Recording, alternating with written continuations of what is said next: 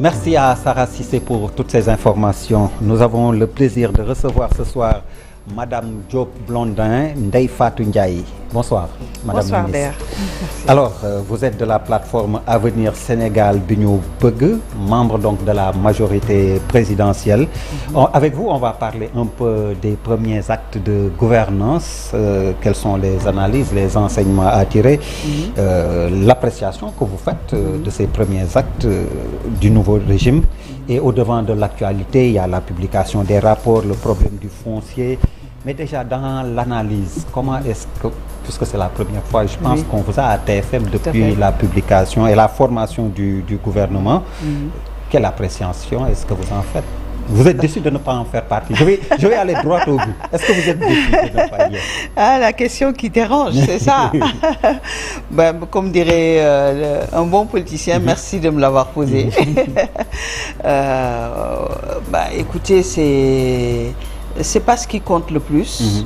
D'abord, on doit exprimer notre grande satisfaction que du dénouement de tout ce qui s'est passé, parce que nous avons eu très peur. Et à un moment donné, nous étions presque désespérés en se demandant comment tout ça allait se terminer. Et donc, j'aime à dire que le bon Dieu n'a pas oublié le Sénégal. Parce que vraiment, bravo, chapeau aux Sénégalais d'avoir su sortir de là avec des ressources propres. La jeunesse, les intellectuels, la justice qu'on a tant décriée, qui est revenue avec le Conseil constitutionnel. Et puis aussi des hommes capables de porter ce projet qui suscite l'espoir. Donc ça, c'est bien. Je ne peux pas ne pas exprimer le faible pourcentage de femmes qu'on espère quand même voir corriger.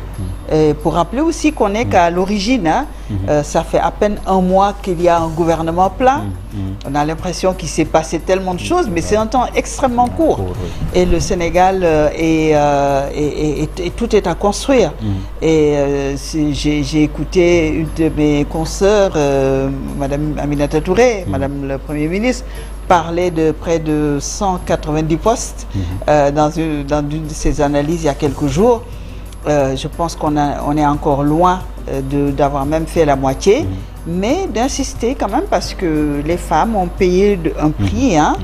Et elles ont été dans le combat intellectuel, dans le combat actif, en prison, blessées.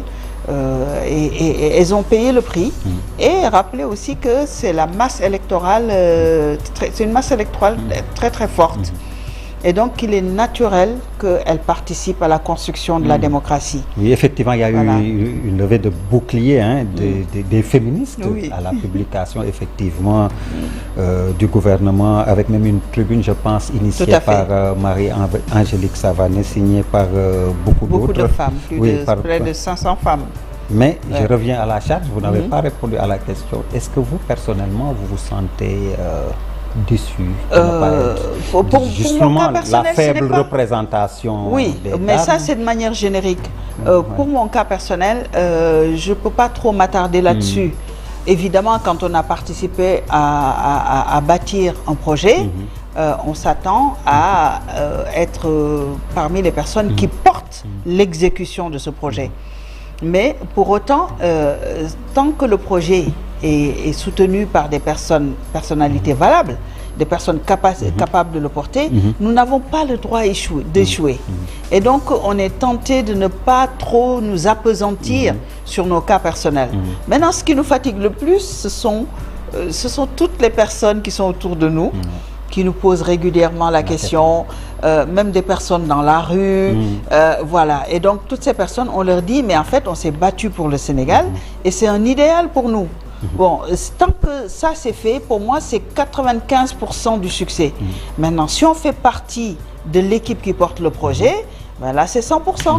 Voilà. Et d'ailleurs, avec votre plateforme, vous êtes mise à l'épreuve. Cheikh Tidiane Dièye, qui occupe l'hydraulique, l'assainissement, c'est un défi énorme. C'est un défi énorme. Et c'est votre plateforme. Voilà. C'est pour ça qu'on ne saurait pas parler de cas personnels. Parce qu'il a été à la hauteur en termes de campagne, les Sénégalais qui ne le connaissaient pas l'ont découvert ou l'ont redécouvert puisqu'il était plutôt acteur de la société civile. Aujourd'hui, il porte très haut la mission de faire face à l'hivernage qu'on annonce très sévère. Exactement. Les défis du Grand Magal, les défis du Gamou, les défis des zones inondables, Keur Massar, Kaolack, Kaffrine, Saint-Louis, pour ne citer que ces localités, il y en a bien d'autres. Les défis de l'accès à l'eau, les défis de la gouvernance de l'accès à l'eau, au fort, Flexo, avec tout ce qu'on voit tous les jours, les mécontentements, les contrées qui n'ont pas d'eau. Je pense à Goudiri, avec ma consoeur, mon amie Salimata, qui m'a montré l'eau qu'elle puisait du puits, qui était saumâtre, qui était à peine consommable, alors qu'ils sont sur le bord du fleuve à quelques pas. Donc on a tous ces défis, mais je veux dire, la victoire ne sera que plus belle. Et nous l'accompagnons, et Dieu sait qu'avec une grande générosité, la coalition Diomaye est venue lui apporter de l'expertise au-delà de Avenir Sénégal du ñu bëgg. Donc on lui souhaite bonne chance pour la réussite. Alors Madame Diop Blondin, Ndeye Fatou Ndiaye, un des dossiers les plus brûlants, c'est le dossier sur le foncier. Alors là également, finalement, quelle solution définitive? Parce qu'à chaque régime, on dirait que on évacue, exactement, on repousse les échéances, la solution. Qu'est-ce qu'il faut finalement? Et encore une fois, il faut du courage. Moi, je dis que ce qui nous manque, le courage surtout, de faire quoi? Le courage de prendre les mesures, certes dans la légalité, mais d'aller jusqu'au bout et un peu de ne pas trop écouter tous ceux qui freinent. Parce que nous avons beaucoup de pesanteurs, mais en fait ces pesanteurs, ce sont des intérêts particuliers. Et on a trop laissé faire, mais en même temps, si je ne me trompe, il y a des études qui ont été faites par Maître Doudou Ndoye, par professeur Souran, de paix à son âme, voilà, qui sont encore d'actualité, qui se sont peut-être aggravées. Des pays nous ont montré l'exemple, le Maroc et d'autres pays, ils ont repris le littoral. Ils ont repris, et aujourd'hui, les Sénégalais vont là-bas en vacances et ils sont heureux de voir toute la côte dégagée. Donc, ce qu'il faut faire au Sénégal, on le sait. Il faudrait trouver un moyen de tout ce qui appartient à toute la population, ceux qui refusent de céder à l'État et qui sont tentés de garder pour leur petite famille, mais ils supportent les taxes de tous ceux qui sont privés. C'est ça la justice. Parce que c'est un bien commun.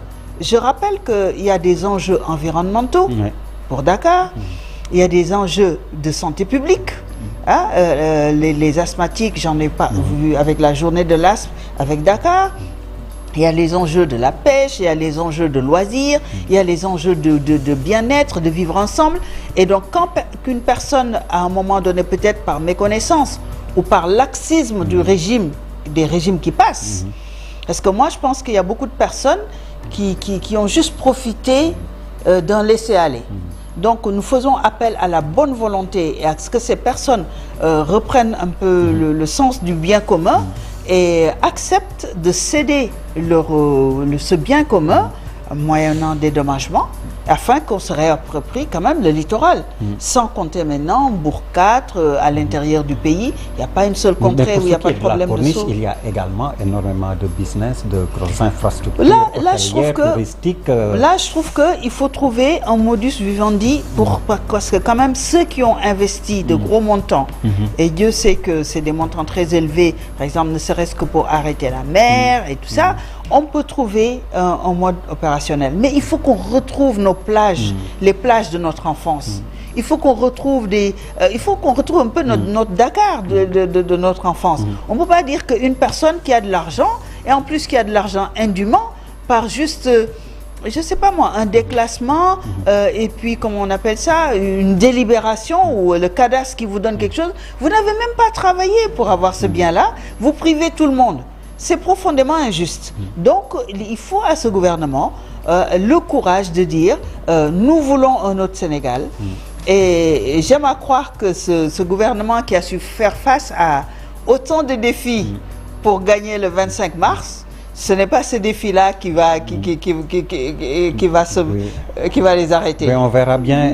Il y a le médiateur, nous l'avons suivi dans l'édition présentée par Sarah Cissé, qui signale que 65% des plaintes qu'il reçoit relèvent du foncier Moi, je suis de Mbour. Je peux vous dire que beaucoup de maires ont des conflits fonciers. Exactement. Oui. Alors, il y a également dans l'actualité la publication des rapports des corps de contrôle. Quelle suite selon vous? Les suites qui vont à chaque dossier, parce que par expérience, en fait, on fait beaucoup de bruit souvent sur certains rapports. Donc, c'est pas parce qu'on a dit qu'on a épinglé quelqu'un qu'il y a forcément un délit, qu'il y a forcément des suites judiciaires. Mais il semble quand même que il s'est passé des choses extrêmement graves. Et à des niveaux jamais atteints, et que si on ne prend pas, encore une fois, le courage disons, de punir, de sanctionner à la hauteur des forfaits, mais quel signal on donne à ceux qui vont venir? Quel modèle? Ça aussi, ça fait partie de la rupture profonde que nous attendons, et nous nous sommes beaucoup battus. Nous nous sommes beaucoup battus pour ce changement. Ça n'a pas été simple. Pendant des années, nous avons écumé les plateaux, nous avons fait des manifestations, des gaz lacrymogènes, des plaidoyers pour le littoral, pour d'autres fonciers à Malicounda. Je me rappelle de Guy Marius, on lui déchirait ses habits pour avoir porté la cause de Malicounda. Donc nous nous sommes battus pour que ce Sénégal-là change. S'il y a des gens qui ont commis des forfaits, comme dans le Covid, comme tout ce qu'on montre dans tous ces rapports, c'est un minimum que quand il faut saisir le procureur, que ce soit fait, mais dans les normes. Ce n'est pas une affaire politique, c'est une affaire judiciaire. Nous l'avons également suivi dans l'actualité, la sortie des ambassadeurs de l'Union européenne et ces fameux accords de pêche. Oui. L'ambassadeur Pisani précise que c'est au mois de novembre que ces accords, exactement, Très bien. qu'on va devoir les Très bien, parce que ce qui manque les souvent, renouveler. Voilà, ce qui manque souvent au Sénégal et dans beaucoup de pays africains, c'est vraiment des équipes au moment des contrats. Toute l'équipe technique, on étoffe les politiques, les décideurs, alors que ce sont les experts techniques et les experts en contrat, les avocats, les financiers et ceux qui connaissent les techniques maritimes pour ce qui s'agit de la pêche, qui doivent être au devant. Et c'est ça qui a forcément manqué, parce que quand on nous parle du thon, mais c'est quand on compare nos accords avec les accords du Maroc, pour les mêmes quantités et les mêmes tonnages, on se dit, mais où est-ce qu'on était, quoi? On dormait. Donc pour vous, au mois de novembre, c'est l'occasion de renégocier. C'est l'occasion de renégocier. Sans compter maintenant ces rapports sur, la liste qui a été publiée sur les navires. Là aussi, il y a quelque chose qui manque. Il y a quelque chose qui manque. Semble-t-il qu'il y a des navires, on n'a pas tout répertorié. Ça veut dire qu'il y a des navires fantômes qui ne sont pas répertoriés et qui pêchent. Donc, je pense qu'il y a un complément d'information, d'études à faire pour savoir. Et moi, surtout, mais on déplore que des Sénégalais soient complices. Même si que le document précise que ceux qui sont en phase de renouvellement de leur licence ne figurent pas sur la liste.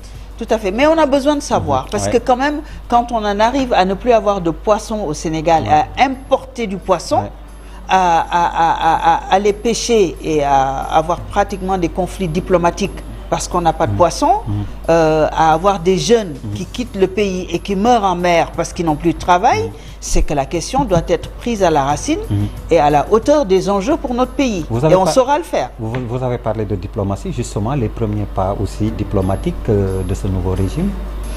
Eh ben, pour nous, c'est vraiment ce que nous attendions, parce que nos pays voisins, nous avons beaucoup d'enjeux interactifs entre nous. Il y a le fleuve qui nous sépare, vous savez, avec les vallées fossiles et les problèmes qui datent du président Abdou Diouf. vous savez, avec les accords de pêche, ce qu'il faut. Nous partageons des gisements gaziers, ce qu'il faut. Le Mali passe par notre port et nous, s'ils ne nous donnent pas de moutons, il n'y aura pas de tabaski. Voilà. La Gambie, c'est le Sénégal. C'est vraiment le hasard de l'histoire qui nous sépare. Donc, nous sommes ensemble. Et donc, apaiser et réaffirmer peut-être que ces pays-là ne connaissaient pas le président Diomaye, ne connaissaient pas l'équipe qui arrivait, puisque voilà, et qu'il y a eu beaucoup de remous avant leur arrivée. Le fait qu'ils soient allés et qu'ils le découvrent et moi je trouve que c'est très bien. Le fait qu'il aille voir aussi la Côte d'Ivoire, c'est encore plus symbolique, parce que Diomaye représente un peu le changement que les Africains veulent. Et ça passe par les urnes. Donc c'est le bon exemple. Et donc quand il va en Côte d'Ivoire, qui est censé être dans la lignée du système, oui, ce qu'on appelle le système. Oui. Bon, je ne sais pas ce qu'ils se sont dit dans l'intimité, mais nous avons la CEDEAO, nous avons l'UEMOA, nous avons des millions d'Ivoiriens et ils ont des millions de Sénégalais. Et ça ne saurait être laissé par pertes et profits dans la diplomatie, et donc ça doit passer avant toute chose. Donc c'est à saluer ces premiers pas. Et on revient à la politique avec les perspectives. Certes, il y a la présidentielle il y a juste 2 mois, mais certains anticipent déjà les législatives pour janvier prochain. Oui. Alors ce sera quelle attitude pour la plateforme Avenir Sénégal? À vrai dire, on n'en a pas vraiment encore discuté. Pour l'instant, nous sommes dans une coalition. Cette coalition est arrivée à l'élection présidentielle. Nous sommes dans un gouvernement, nous sommes dans la construction de ce pays selon un projet. Et je rappelle vraiment que Avenir Sénégal a travaillé dans ce qu'on appelle ce projet depuis 2019. Donc nous sommes partie prenante de l'exécution de ce projet. Pour ce qui est à venir, au moment d'aller vers les élections législatives, tout le monde est aujourd'hui en train de refaire sa base, de se réorganiser. Et certainement que je pense qu'avant d'aller vers les élections, est-ce qu'on va réformer le mode de scrutin? Ce serait des choses quand même qu'on aimerait bien un peu voir entamer, hein, la partie majoritaire qui donne un peu trop d'arbitraire sur la liste. Si ça pouvait être atténué, en tout cas, je pense que ce serait une salubrité. Est-ce qu'on aura le temps? Est-ce qu'on aura le temps de faire tout ça? Tout dépend des discussions. À vrai dire, pour l'instant, on en est à prendre nos marques dans les différents ministères. Et nous n'avons pas le droit de décevoir et nous ne pouvons pas décevoir. L'attente est très forte. Exactement. Et c'est ce qui fait que la politique est un peu mise en veilleuse au profit un peu de nos casquettes technocrates et de nos casquettes pour construire le pays. Viendra le temps de la politique, il n'y a pas de problème. Allez, Madame Diop Blondin, Ndeye Fatou Ndiaye, merci beaucoup. Je vous en prie. Merci également à vous, Mesdames, Messieurs, de nous avoir reçus chez vous. Excellente suite de programmes sur la TFM, la télévision Futur Média. Merci, bonsoir.